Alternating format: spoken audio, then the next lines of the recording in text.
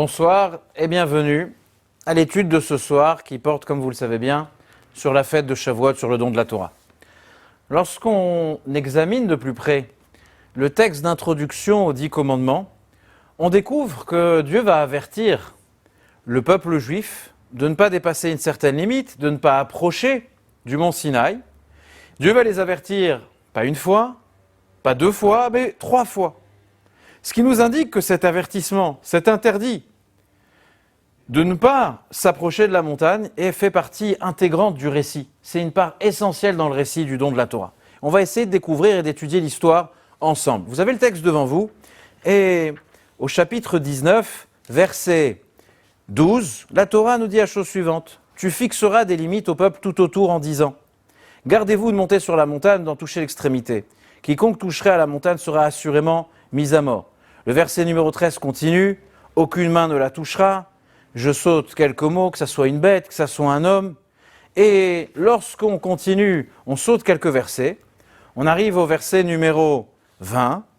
Hachem descendit sur le Sinaï, je lis la traduction qui est devant moi, au sommet de la montagne. Hachem appela Moïse au sommet de la montagne et Moïse monta.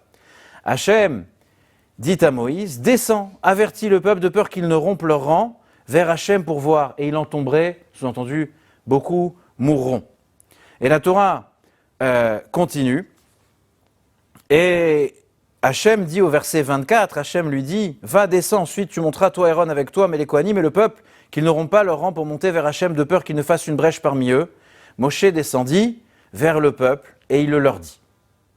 Donc sont les versets à partir du verset 12 jusqu'au verset 25. On va essayer de comprendre ce qui est en train de se passer. Dieu répète plusieurs fois l'interdiction de gravir la montagne. Au verset numéro 23, Chav Gimel, c'est Moshe qui maintenant s'adresse à Dieu et dit la chose suivante. Lorsque Dieu lui a dit et lui a répété, alors Moïse dit à Hachem, verset 23, le peuple ne pourra pas monter sur le mont Sinaï car tu nous as prévenus en disant, mets des limites autour de la montagne et sanctifie-la. On va essayer de comprendre quel est le dialogue entre Dieu et Moshe. Dans le détail, 3 jours avant le don de la Torah, Dieu dit à Moïse, va, préviens le peuple juif de ne pas toucher la montagne. Ensuite, le 3e jour, Dieu descend sur la montagne et la révélation est sur le point de commencer. Dieu appelle Moshe et lui dit, redescends, préviens-les à nouveau. Alors Moshe dit à Dieu, mais ils le savent déjà, ils ne peuvent pas gravir la montagne. Dieu les a déjà prévenus hier et il y a 3 jours. Dieu insiste et lui dit, descends et simplement préviens-les à nouveau. Bien entendu, Moshe va obéir. Et Moshe redescend de cette montagne pour à nouveau prévenir les Bnei Israël. Et à ce moment-là, Dieu se révélera à son peuple. Que se passe-t-il ? Qu'est-ce qui est en train de se passer ici ? Pourquoi répéter un ordre autant de fois ?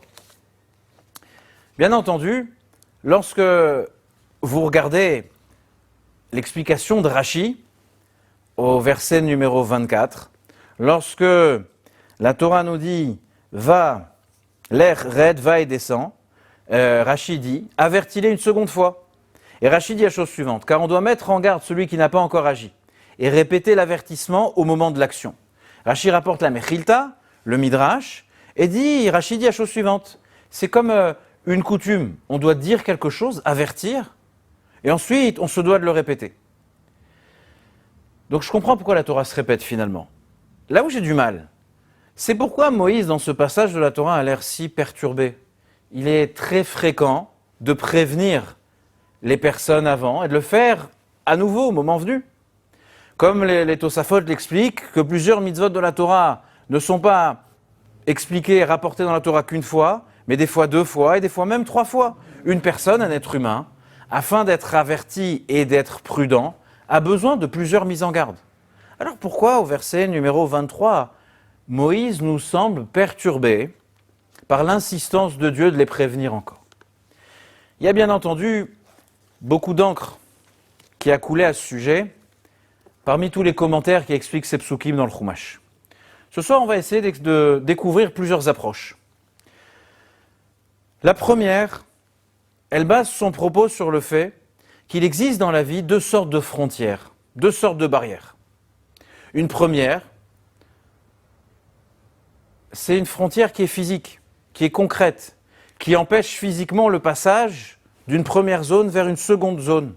La frontière, elle bloque toute personne. Elle bloque un homme, elle bloque une femme, elle bloque un enfant, elle bloque un animal, peu importe. On ne peut simplement pas franchir cette limite. Le Rav Soloveitchik, qui donne cette explication, continue et dit la chose suivante. Il existe une autre catégorie de frontières. Celle qu'on ne peut pas forcément toucher ou observer avec ses propres yeux. C'est une frontière qui est abstraite. C'est une frontière qui est métaphysique. C'est une frontière qui peut être conceptuelle.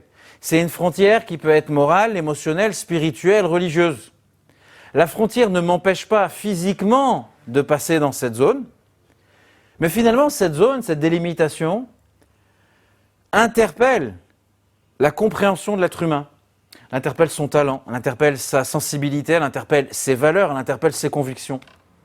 Dit le Rav Soloveitchik, une personne vulgaire ou grossière, ou les deux à la fois, peut-être ne peut pas sentir, voir cette frontière. Comme dans les vies de tous les jours, il y a des frontières physiques, un mur, une grille. Certaines fois, c'est une pancarte qui interdit, qui annonce que c'est ici une propriété privée ou ce qu'on appelle un simple sens interdit. Mais si c'est qu'une pancarte, ça n'empêchera pas un animal de passer. Lui, il n'a pas cette sensibilité. Pareil, il existe d'autres frontières qui sont bien plus subtiles que celles que je viens de décrire. Et donc, selon la sensibilité des personnes, on verra que certaines personnes sont incapables de la franchir. Dans la paracha de Mishpatim, qui suit la paracha de Yitro, la Torah nous parle de la responsabilité que nous avons vis-à-vis de nos biens. C'est-à-dire que si mon animal va aller brouter, paître dans le champ d'un autre, causer des dommages, abîmer ce qu'il possède, alors la Torah nous dit voici les indemnités, le remboursement, les litiges dans les lois financières qui vont régir ici un litige entre deux personnes. Mon animal a cassé quelque chose. L'animal, pourquoi je vous parle de ça? Parce que l'animal n'est pas sensible aux notions de propriété privée. Il ne comprend pas que ici c'est mon champ, là-bas c'est le champ du voisin et que lui n'a pas le droit. L'absence de limite concrète, physique pour l'animal, ne représente rien. Il n'y a pas de limite, donc c'est une idée qui est totalement abstraite. Le légal n'apparaît pas à ses yeux. Dans le monde animal, il n'y a pas ici une question de légalité. C'est une notion qui est totalement absente. Donc il existe différentes catégories de bordures, de lignes. Certains ne comprennent que des délimitations qui sont faites de béton, et d'autres personnes peuvent apprécier des limites qui sont plus sensibles. Certaines personnes peuvent avoir la capacité de tricher, de voler, de dérober. Finalement, il n'y a pas de limite. Ce bien se trouve ici, chez moi, il peut se trouver dans quelques minutes chez quelqu'un d'autre. Il y a une limite abstraite qui s'appelle l'appartenance. C'est quelque chose qui m'appartient. Dans tous les domaines de la vie, c'est finalement valable. Je peux décider de faire un régime et de maigrir, mais rien ne m'empêche de manger. C'est à l'intérieur de mon esprit, de ce que je ressens, du désir, de la volonté qui est la mienne. Donc finalement, il n'y a presque pas de contrainte ici, il n'y a pas de limite. Et finalement, c'est mon instinct, mes habitudes qui me font graviter autour de telle ou telle nourriture, ou autour de telle personne ou de tel objet. Donc en fait, je dois être sensible, et c'est l'éducation qu'on tente de donner à nos enfants, être sensible à des limites qui sont subtiles, des limites qui sont plus élevées. Et reconnaître que s'approcher de la barrière peut me causer de grands dommages, me détruire, rabaisser l'être. Elle peut finalement compromettre le futur de la personne, elle peut compromettre ses aspirations et ses rêves. Dans Shir Hashirim, qui est le cantique des cantiques, est une métaphore qui exprime l'amour entre le peuple juif et Dieu et le peuple juif. Dans Shir Hashirim, il y a un verset qui dit la chose suivante. C'est le verset au chapitre 7, verset 3. « Ton giron est comme une coupe arrondie, pleine d'un beuvrage parfumé. Ton corps est comme une meule de froment bordée de roses. »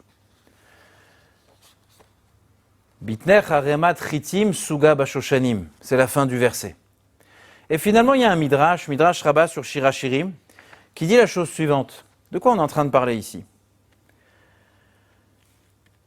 Une pile de blé, dit le midrash, la pile de blé dont on fait référence dans ce verset,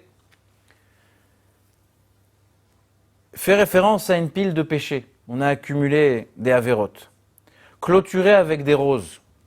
Midrash dit, quand il est dit dans Tehilim, Suga Bashoshanim, c'est qu'en fait, ces roses, cette clôture de roses, fait référence aux paroles de Torah, qui sont aussi douces que les roses. Dans Shir HaShirim, dans le Cantique des Cantiques, qui est, comme vous le savez, une métaphore, qui exprime l'amour que ressent le peuple juif envers Dieu et que l'amour que ressent Dieu envers le peuple juif. Au chapitre 7, verset 3, le roi Salomon écrit la chose suivante. Sharerer Chagan Asar, Alirsar Amazek, Bitner Haremat Ritim, Suga Bashoshanim. Quelle est la traduction de ce verset?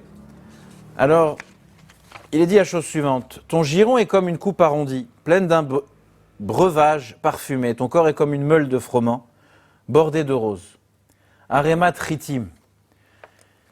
On a rempli de blé. Il y a un très beau midrash sur Shir HaShirim qui dit la chose suivante. La Haremat Ritim, la pile de blé ici, fait référence au péché.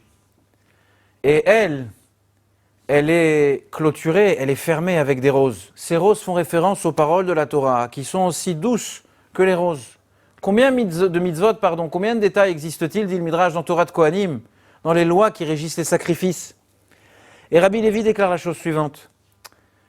Lorsqu'un homme se marie, il dépense beaucoup d'argent. Il est très heureux de se marier. Et il veut vivre maintenant sa vie d'homme marié. Mais dit le Midrash, à un certain moment, sa femme lui dit, dans les lois du respect de la pureté familiale, que toute proximité à ce moment du mois, toute proximité est maintenant interdite entre eux. Et finalement, ce qu'elle a vu, c'est que rouge comme une rose, dit le Midrash. Alors, demande le Midrash, mais qui les sépare? Qui empêche cette proximité dans le couple? Le Midrash demande, y a-t-il un mur constitué de fer entre eux? Y a-t-il des piliers en acier qui les séparent? Est-ce qu'un serpent menace l'homme et la femme de les mordre? Un scorpion? Pourquoi la femme ne s'approcherait pas de son conjoint, de sa conjointe? Le Midrash finit en disant, ce ne sont que les paroles de la Torah qui sont aussi douces qu'une rose, qui font que le respect des lois de la pureté familiale est quelque chose qui est vécu avec grandeur et dignité. Qu'est-ce qu'on a vu ici dans ce Midrash? Que ici le blé fait référence aux fautes, et les roses qui créent une délimitation, un sens interdit, sont les paroles de la Torah qui sont douces comme les pétales d'une rose. Et le Midrash dit la chose suivante, je reprends l'idée du Midrash. Notre estomac est un sac qui potentiellement est plein de transgressions. En tout cas qui gravite, qui est aimanté.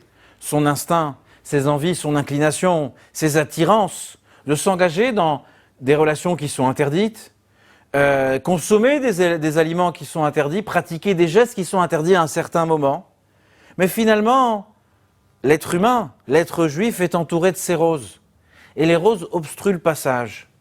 Elles le bloquent, elles l'empêchent d'aller vers une conduite qui est inappropriée. Alors la question qui se pose, c'est bien évidemment, qui construit une frontière avec des roses? Est-ce que entre l'Ukraine et la Russie, il y a une frontière de roses? Si c'est le cas, ou si c'était le cas, elle serait depuis très longtemps piétinée, détruite par les tanks russes. Qu'est-ce qui fait qu'on ne s'approche pas d'une rose si facilement? Quelque part, bien que pour certains, ça ne serait pas si difficile. Les ronces de la rose m'empêchent de s'approcher.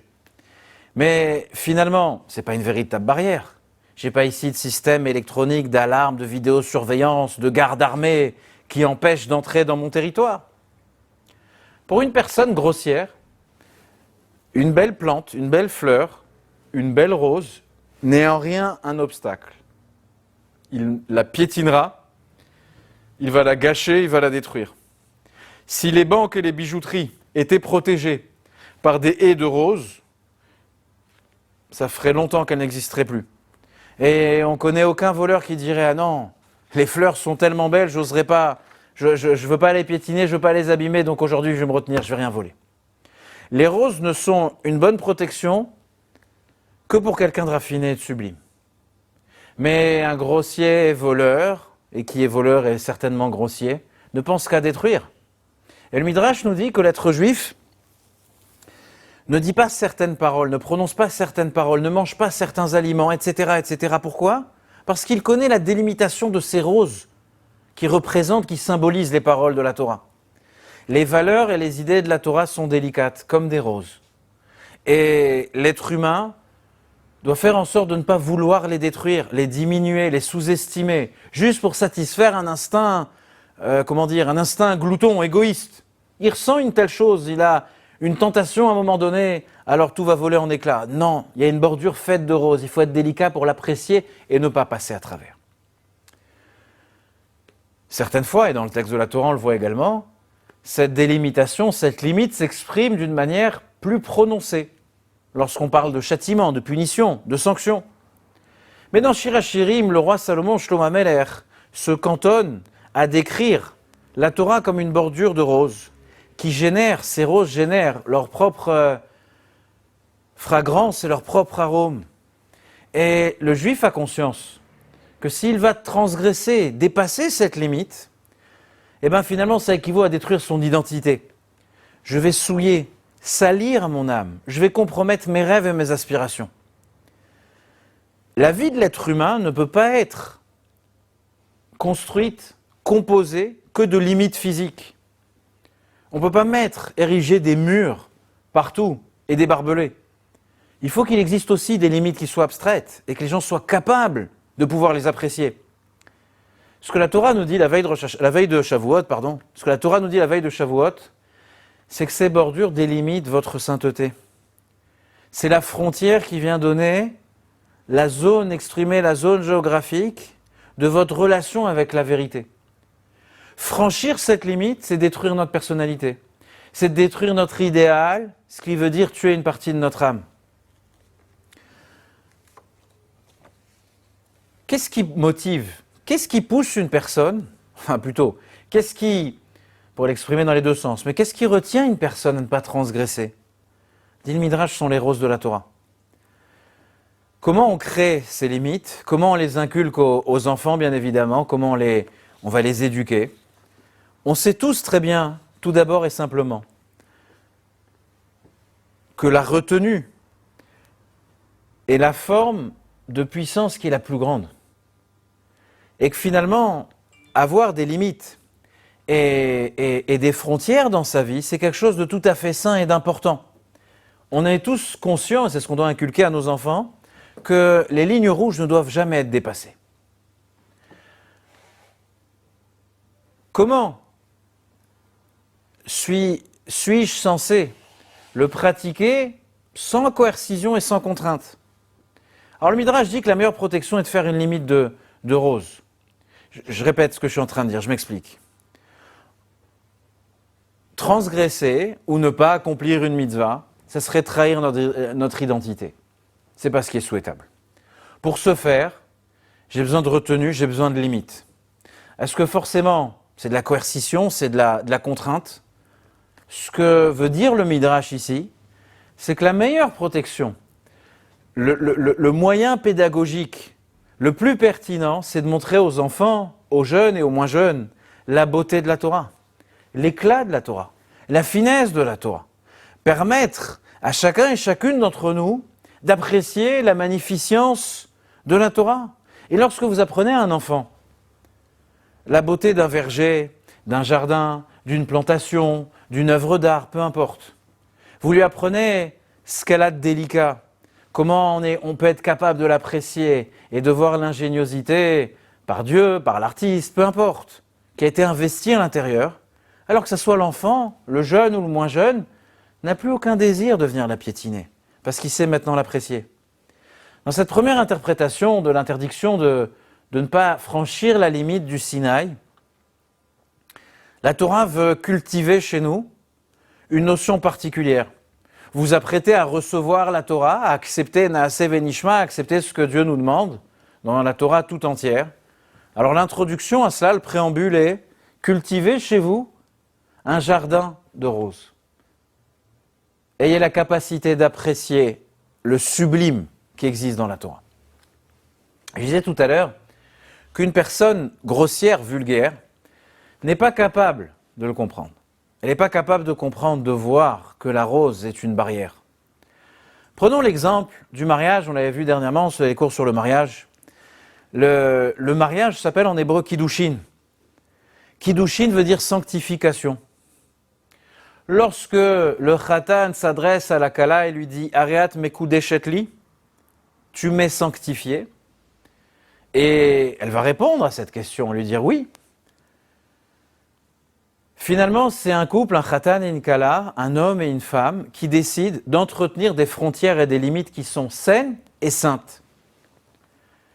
C'est une manière de montrer et de se convaincre, de ressentir au plus profond de soi-même avec beaucoup d'honnêteté que le lien entre l'homme et la femme est un lien qui est éternel et intemporel. Cette connexion restera. Et certains lits ne doivent jamais être dépassés. Il n'y a pas de frontière physique, ni à la fidélité, ni à l'amour, ni au respect, qui bloquent mari et femme de transgresser ou de ne pas respecter. Mais finalement, lorsqu'on se retrouve sous la choupa, il y a des limites, il y a une bordure, il y a un cadre de compréhension mutuelle et de respect. Alors j'expliquais lundi dernier que la notion d'amour peut venir du corps et la notion de respect, elle vient de l'âme. Et le respect, c'est une capacité de retenue. C'est une capacité de pouvoir intégrer la réalité de l'autre à l'intérieur de ma propre vie. Lorsque j'arrive à équilibrer, à marier, à fusionner l'amour et le respect, c'est l'harmonie à l'intérieur du couple, et c'est un couple qui, bien évidemment, se réalise. Et les roses ici, pour revenir à Shavuot, les roses représentent le fait de comprendre, il y a quelque chose qui peut être ici compromis. Toute la finesse de la loyauté, d'être unis. On a donné l'exemple d'un mari et d'une femme, mais c'est exactement pareil dans notre relation entre nous et Akadosh Baruch Hu. Alors je passe de l'un à l'autre, du couple, de l'homme et de la femme, vers Dieu et les Bnei Israël, mais c'est valable dans l'un comme dans l'autre, comme nous l'explique le Shlomo Ameler dans le Cantique des Cantiques dans Shir HaShirim. Les deux époux, le Khatan et la Kala, s'appartiennent mutuellement. Et dans cette appartenance mutuelle, forcément qu'il y a des limites. Beaucoup ne le comprennent pas, beaucoup ne l'acceptent pas. Et inconsciemment, le fait de ne pas l'accepter, c'est parce qu'en fait, il n'y a pas de mur de fer, pour reprendre les termes du Midrash de tout à l'heure. Il n'y a pas de serpent venimeux, il n'y a pas ici de piège. Alors pourquoi j'ai autant de limites et de restrictions? La Torah vient et dit la chose suivante. Il y a un arôme, il y a une subtilité, les hautes valeurs de la moralité, de l'intégrité, découvrir le divin, quoi de plus? Découvrir les valeurs de la justice et de l'éthique, de la bonté et de l'amour, en un mot et en français, permettez-le-moi, de la Torah et des mitzvot. Être saint, être kadosh, la sainteté, savoir une limite, c'est connaître la frontière. La frontière du mont Sinaï égale la sainteté. Passer outre la limite va endommager non seulement à l'époque du Sinaï, même l'état physique des personnes, mais en tout cas pour nous notre sainteté. La personnalité secrète à l'intérieur de nous, la personnalité intérieure, pure et sainte. L'appel qu'on espère que nos enfants entendent, mais pour qu'ils l'entendent, il faut tout d'abord qu'on l'entende nous-mêmes. Cet appel de l'intérieur qu'on doit vivre notre vie avec de la hauteur. C'est l'appel de la rose, de cette fleur, qui constitue une frontière des plus solides finalement. Et donc dans cette première approche, sur l'avertissement de ne pas dépasser les limites dans l'introduction de la révélation du Sinaï, dans cette première approche, on comprend le sens de l'histoire. Dieu dit à Moshe, il y a quelque chose de saint au sujet du mont Sinaï. Il ne faut pas le rendre vulgaire, ou il ne faut pas le vulgariser. Et c'est pour ça que Dieu le répète. La première fois où Dieu s'adresse à Moshe et ordonne au peuple juif de ne pas dépasser la montagne, c'est la halakha, c'est la loi. Vous allez vous brûler, vous allez mourir si vous allez plus loin que cela. Mais après, Dieu fait appel à Moshe Rabbeinu et dit la chose suivante. Il va falloir faire attention. Alors, dans le premier avertissement, c'est une limite physique finalement. L'homme et la bête, l'homme et l'animal. L'animal n'est pas conscient de tout ce que je suis en train de dire. Mais finalement, Dieu se répète. Et le jour même du don de la Torah, Dieu ordonne de créer une barrière. Alors Moshe lui dit, c'est déjà fait. Et Dieu lui dit, retourne. Parce qu'en fait, Dieu transmet maintenant, il commence à transmettre quelle est l'essence de la Torah. L'essence de la Torah est de ne pas briser les frontières abstraites qui préservent notre secret, notre énergie nucléaire. L'être humain a été créé à l'image de Dieu dans l'étoffe de la poussière, c'est ce qu'on voit dans Bereshit. C'est un corps physique qui est doté d'une âme qui est abstraite, qui est sainte. Et finalement, pour entretenir cette sainteté, pour entretenir cette notion de transcendance à l'intérieur de l'être humain, il va falloir que le corps respecte certaines choses. Non seulement dans le cadre physique, mais qu'il intègre dans sa réalité le fait qu'il y ait une bordure de rose. Cet engagement, cet appel de l'intérieur, c'est ce qui nous amène, qui nous transporte, qui nous fait voyager dans ce voyage unique qui s'appelle le don de la Torah. Finalement, basé sur l'engagement, sur la reconnaissance que la vie est pleine de sens, et la vie est déterminée, et pour cela, certaines choses dans la vie sont inappropriées, inacceptables. C'est grotesque pour l'être de faire ces choses-là. Et donc finalement, c'est les barrières de la vie. Dieu nous demande de les respecter. Vous voulez accepter la Torah? Vous voulez 613 mitzvot? L'introduction à cela, Dieu nous ordonne, respectez, ne brisez pas la barrière. C'est un appel avant Anochi Hashem Elokecha, avant le premier des 10 commandements, je suis Hashem ton Dieu, un appel vers une vie sublime, plus élevée, plus sainte, plus profonde et j'irais jusqu'à dire finalement sans référence aucune par rapport à ce qu'on a pu connaître avant la Torah. La Gemara, le Talmud, décrit la condition d'un esclave à l'époque de la Torah. Bon, on y reviendra une autre fois. Qu'est-ce que veut dire être esclave? La liberté, mais ce n'est pas le sujet de ce soir. Un Eved, un esclave, l'esclave juif dans la Torah, il faut plutôt l'assimiler à un employé qui a énormément de droits, mais peu importe. C'est un homme qui a vécu dans une extrême pauvreté et qui n'a plus d'autre ressort dans sa vie que de vendre ses services et donc de devenir esclave d'un maître. Et finalement, pendant les 6 ans, parce qu'il y a une période limitée, sauf exception, c'est un contrat de 6 ans, c'est un CDD de 6 ans, l'esclavage dans le judaïsme. Et finalement, il est exclu, dans la paracha de Mishpatim, on le voit, il est exclu des lois du mariage. Elle ne s'applique pas à l'esclave. Pourquoi? La Gemara dit que Avda be'efkera nichale. L'esclave vit dans une position, son statut, son état, sa conscience d'esclave, apprécie la frivolité, la promiscuité, l'absence de barrières et de lois. Je ne le critique pas, peu importe, mais c'est comme ça que la Gemara le décrit. Donc, le mariage dans l'optique de la Torah, il est basé sur des frontières idéologiques, pas sur des frontières physiques. L'esclave, lui, évolue sur un autre orbite, tout à fait différent de la Torah, du mariage, etc. Il n'est pas capable de sanctifier la montagne, lui. Et donc finalement, on l'enlève, puisqu'il aime la frivolité, la promiscuité, etc. Donc on le retire du concept de mariage. Quand il aura fini son CDD, il pourra y revenir. J'ai atteint maintenant la fin de la première explication. Passons à la seconde. La seconde interprétation qui est celle du Gaon de Rogatchov. Lui va encore plus loin. Et il nous dit la chose suivante. En fait, dans le dialogue entre Moïse et Dieu, il y a un élément qui nous manquait.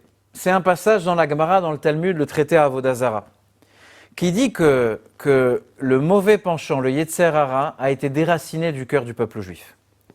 Le Rogatchover veut dire par là que lorsque Moshe s'adresse à Dieu, il ne comprend pas, mais pourquoi tu me répètes? Il dit la chose suivante, le peuple ne peut pas monter vers la montagne. Il ne peut pas gravir la montagne. Quel est le sens de cette phrase?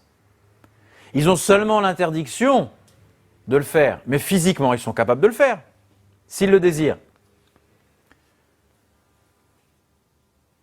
Et le Gaon de Rogatchov, en rapportant cette Gemara, dit la chose suivante. Leur mauvais penchant fut retiré de leur cœur. Donc, ce qui veut dire, Moshe le savait, que toute chose interdite par la Torah, toute pratique interdite par la Torah, est impossible pour eux. Ça serait contre nature. Moshe ne savait pas que très très vite, après la révélation du Sinaï, ils allaient pratiquer la pire des transgressions, la faute du veau d'or. Et donc, ce qui ressort de cette courte explication de Rogatchover, c'est la chose suivante. C'est que finalement, la Torah n'est pas seulement une constitution de loi qui vient dicter la conduite de l'être humain. En fait, et pour beaucoup c'est ainsi, mais c'est une erreur. La Torah, c'est pas une longue série de feux rouges et de feux verts. Tu t'arrêtes, c'est un sens interdit, tu fais marche arrière, tu peux passer, tu peux pas passer. La Torah est un manuel. C'est un mode d'emploi qui vient avec l'humanité pour enseigner au peuple juif qui va l'accepter lors du don de la Torah et à travers lui au monde entier, quelle est la voie appropriée pour vivre une vie d'être humain et une vie juive qui est pleine de sens. Comme presque tout produit vendu en magasin. Tous les produits qui sont vendus en magasin comportent un manuel qui vient décrire ce qu'est le produit, qu'est-ce qu'il faut faire, comment l'utiliser pour que ce produit puisse réaliser le but et l'objectif qui est le sien. Et qu'est-ce qu'il ne faut pas faire pour endommager ou minimiser ou réduire les capacités, le potentiel. Donc le manuel, il est là pour nous donner le maximum de ses bénéfices, de son potentiel, et de réduire les risques qu'on n'arriverait pas à l'utiliser. Finalement, le manuel d'un appareil n'est pas un livre de lois surimposées qui vient refouler la nature chimique de l'objet. Le manuel a été rédigé par le concepteur, le créateur, qui nous aide à comprendre quelle ingéniosité il a investi, comment gérer cet appareil et comment l'utiliser. Comment cet appareil, au mieux de sa forme et de ses capacités, est capable de vous aider dans votre vie et vous apporter du plaisir finalement. Donc tout le monde a un manuel. Ce manuel, il peut être aussi appelé la nature, la génétique. Donc le monde entier, la création tout entière suit un système. Et tout fonctionne ainsi. Le système solaire, la nature, les animaux. Partout dans l'univers, finalement, tout est géré de la sorte, en respectant le manuel, qu'on le possède ou pas, enfin peu importe, mais on répond aux règles qui ont été dites, sans exception. Bien évidemment, vous le savez, il y a une petite exception, c'est l'être humain. L'être humain montre le bout de son nez et se demande qui il est. Le soleil ne s'est jamais demandé qui il était. Alors l'être humain, qui est lui l'exception de la création, il va se lancer dans des expériences.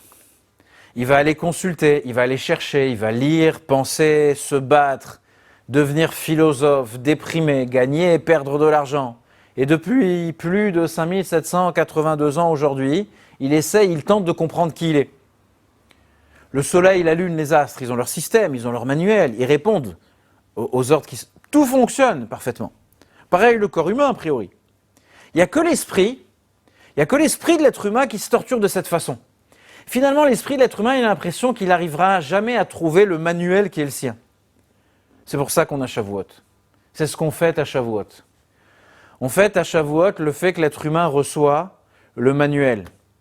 Ce manuel qui est la Torah. Et la Torah accompagne l'être humain durant son voyage sur terre.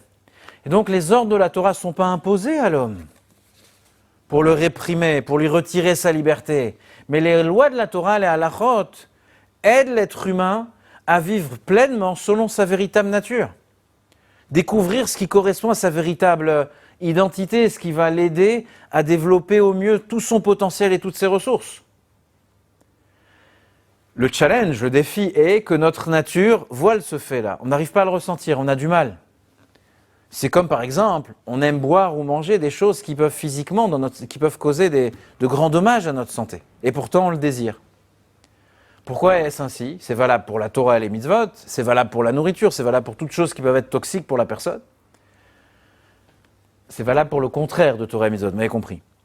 Parce que finalement l'être humain, il est bâti de plusieurs couches.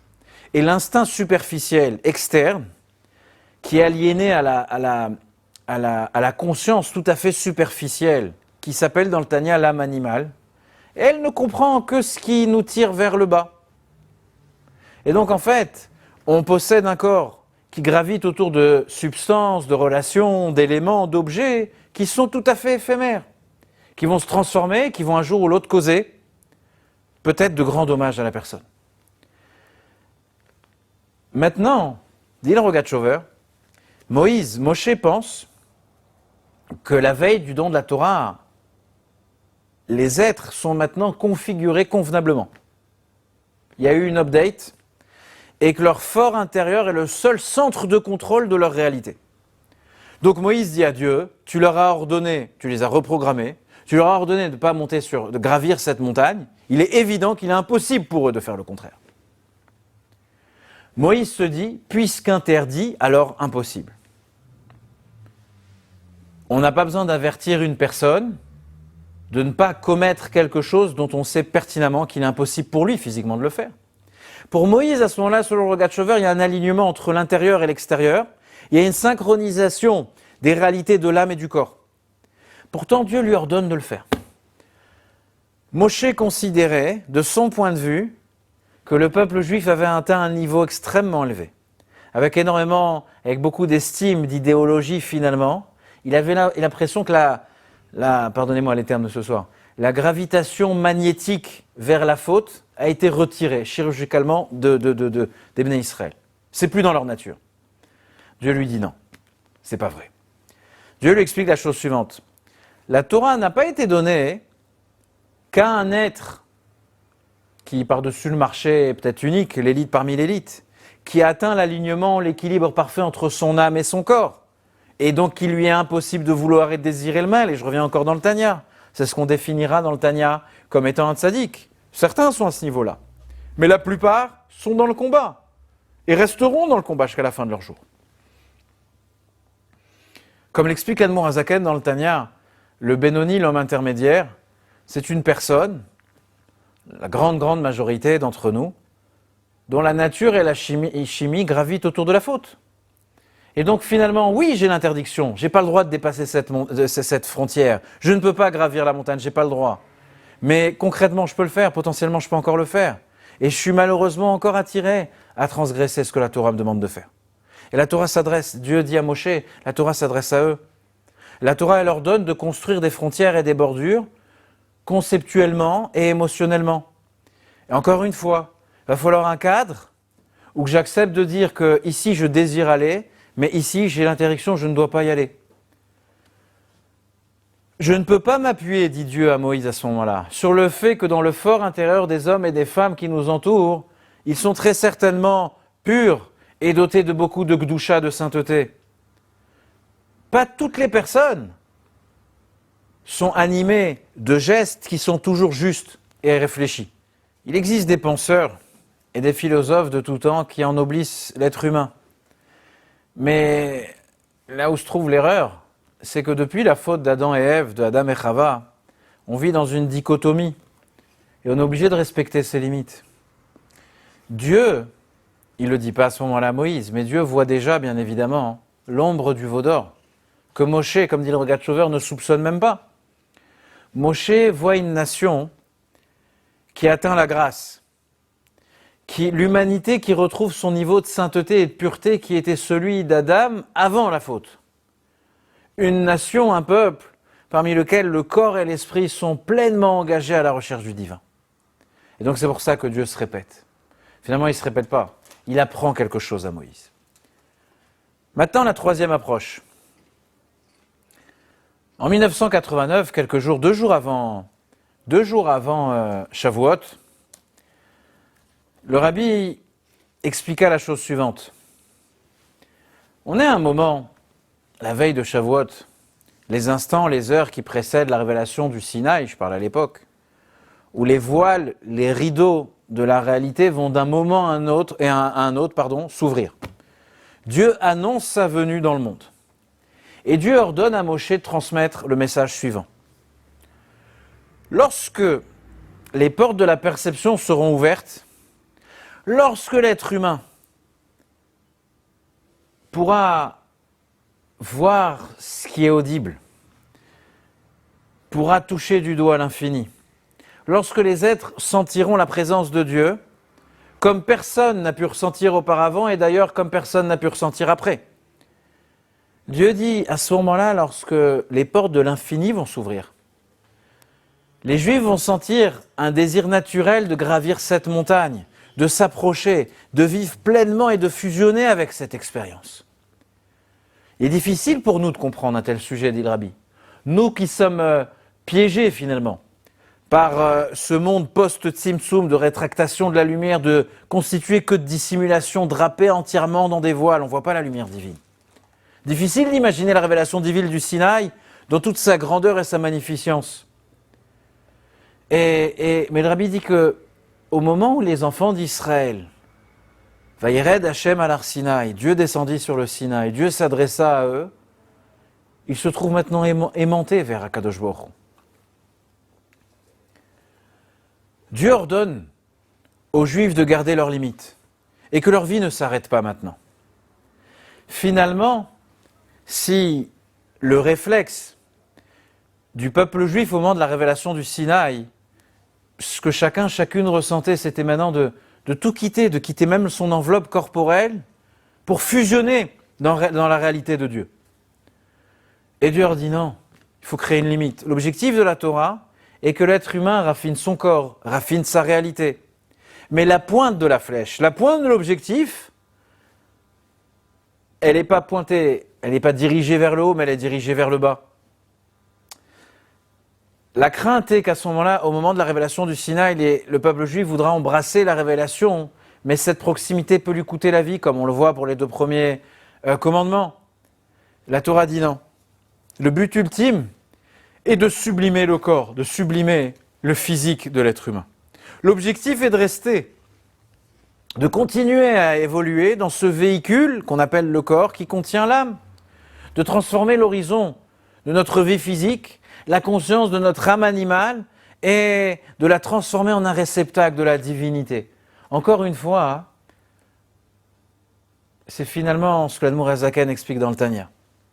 Il existe, et on le retrouve dans différentes sichot du Rabbi, à propos de voir ce qui est audible, différentes sichot sur Shavuot. Il existe 2 approches du judaïsme.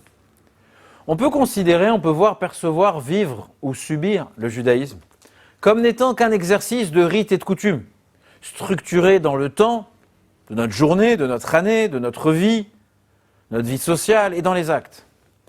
Ceux qui aiment la structuration, ils aiment la discipline, voient dans le judaïsme l'ultime structure, l'ultime paradigme.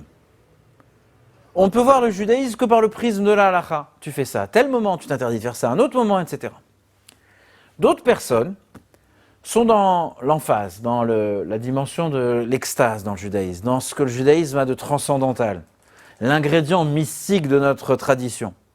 Et finalement, sortir de ses limites, c'est pour eux ce que la Torah veut. Donc en fait, il y a 2 approches dans le judaïsme. Est-ce que l'approche du judaïsme, c'est de casser toutes les limites, sortir de ses limites, quitter la réalité de l'être humain pour devenir autre chose, ou finalement s'inscrire dans ses limites? Qu'est-ce que Dieu attend de nous? Finalement, chacune des 2 opinions, des 2 approches, tente de prouver que sa position est la plus juste, mais finalement, ce n'est pas ce que Dieu attend de nous. Le judaïsme n'est pas une limitation. Le judaïsme ne se résume pas au fait de vouloir sortir de ses propres limites. C'est aussi vrai, mais c'est une vérité qui est partielle. Ce n'est pas la vérité qui est absolue. Dieu n'est pas définissable par la limite ou par l'absence de limite. Dieu n'est pas une réalité qui ne connaît pas de limite. Il est limite et il est nos limites en même temps. Il n'est pas définissable par des termes et des conceptions qui ne sont qu'humaines. Le juif, l'être juif, au moment du don de la Torah, à partir de ce moment-là, devient la symphonie et l'intégration des 2, du fini et de l'infini. Et bien évidemment que vivre, accepter un manuel, la Torah, qui fait que je suis l'intégration des 2, provoque des tensions, provoque des paradoxes à l'intérieur de ma propre personne. À ce moment-là, d'après le Rabbi, Dieu déclare que l'infini va être connu. Vous allez voir l'infini. Vous allez être capable de percevoir ce que l'œil de l'être humain est incapable de percevoir. Mais ne croyez pas que vous allez pouvoir gravir cette montagne. Non. Comme dit le texte de la Torah, ils périront. C'est contraire au message de la Torah. La révélation de l'infini, la révélation du sublime de la Torah, c'est de nous donner la capacité de pouvoir descendre dans ce qui est fini, dans ce qui est limité. C'est transformer, dans la vision du Rabbi de Lubavitch, transformer les réceptacles de la vie sur terre comme devenant maintenant un réceptacle de la divinité. C'est infuser l'ordinaire avec ce qu'il y a d'extraordinaire. C'est de marier le naturel avec le surnaturel. c'est de donner à une dimension tout à fait finie, lui donner un arôme d'infini. Pour le rabbi, à travers son appréciation des textes, le judaïsme, l'acceptation de la Torah au moment de Shavuot, au moment du don de la Torah, c'est l'expérience de l'impossible dans le quotidien. Vivre l'impossible dans le quotidien. Ah, c'était impossible pour moi. Et je l'ai vécu dans mon quotidien. Et Dieu prévient Moshe et il lui annonce, il va y avoir de grandes révélations, insoupçonnables, mais sachez garder les frontières. Il va falloir être capable d'entendre le message divin infini dans les mots de l'être humain qui sont par définition finis. Et lorsque le jour J arrive, il y a encore un avertissement. Dieu sait que la révélation crée une grande tentation de monter, de fondre dans Dieu, en Dieu. Et Dieu dit à Moshe, rappelle-leur encore une fois de respecter les frontières. Et malgré l'interdiction, ils seront capables de braver cette interdiction et tellement ils sont aimantés par Dieu. Qu'est-ce que le don de la Torah ? Le don de la Torah est de faire descendre le ciel sur terre, d'infuser notre quotidien, notre physique, notre simplicité avec de la sainteté et de la pureté. Finalement, c'est que dans ce paradoxe qu'on atteint le but ultime de la création. La seule et unique volonté du divin est de transcender le fini et l'infini en même temps. Je finirai avec cette histoire. Lors d'un grand mariage qui s'est déroulé au XIXe siècle entre la petite fille de Rabbi Shimon Zalman de Liadi et le petit-fils de Rabbi Levi Yitzhak de Barditchev, lorsqu'il fallait que les deux grands maîtres sortent de la maison pour aller vers la choupa de leurs petits-enfants, alors Rabbi Levi Yitzhak dit à l'Admour HaZaken, tu es plus grand que moi en sagesse, alors passe-toi d'abord, je t'honore, c'est ton kavod. Et l'Admour HaZaken dit à Rabbi Levi Yitzhak, toi, le grand défenseur du peuple juif, c'est à toi de passer d'abord. Et l'un dit cela, et l'autre dit cela, et les convives et la famille voient que la montre tourne et que la choupa est retardée. Alors Rabbi Levi Yitzhak dit la chose suivante. Deux grands tzadikim, capables d'accomplir des miracles surnaturels. Rabbi Levi Yitzhak dit à Rabbi Shimon Zalman, passons à travers le mur. Faisons un miracle de passer à travers la matière. L'Admour HaZaken lui dit non. Dieu a créé les portes. Il nous faut passer par les portes. Mais faisons que les portes soient plus larges pour qu'on puisse passer ensemble. En fait, le but de Shavuot est d'atteindre un lieu physique où les limites n'existent plus. Où les murs finalement laissent des portes qui sont franchissables pour nous. La structure finalement de la Torah est là, pas pour restreindre l'être humain, mais pour lui donner un autre cachet, un autre arôme à notre réalité et la mêler avec la divinité.